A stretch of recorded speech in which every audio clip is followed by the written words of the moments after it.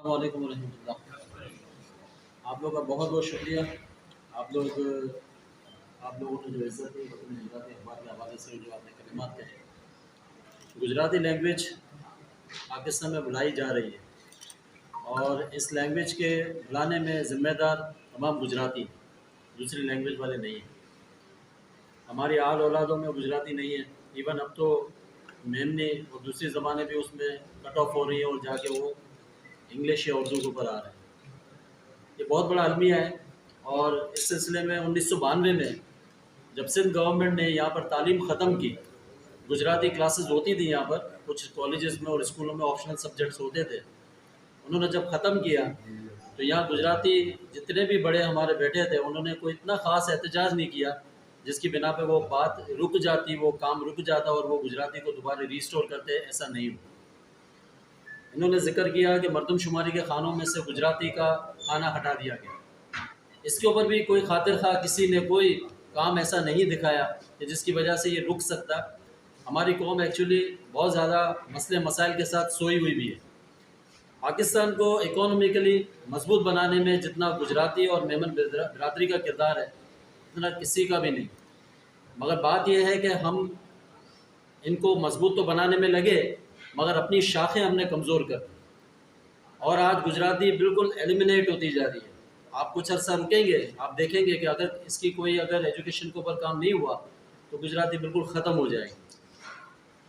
इसके ज़िम्मेदार कौन क्या, इसके बारे में तो बात करना बिल्कुल ऐसा ही है कि इसके लिए तो बहुत सारा वक्त और सारे मुझसे बड़े बड़े दानिश्वर यहाँ बैठे होंगे, उनको ज़्यादा पता होगा इसके बारे में। मगर बहरहाल हमने अपने हाथों से खुद अपना मामला ख़राब किया है।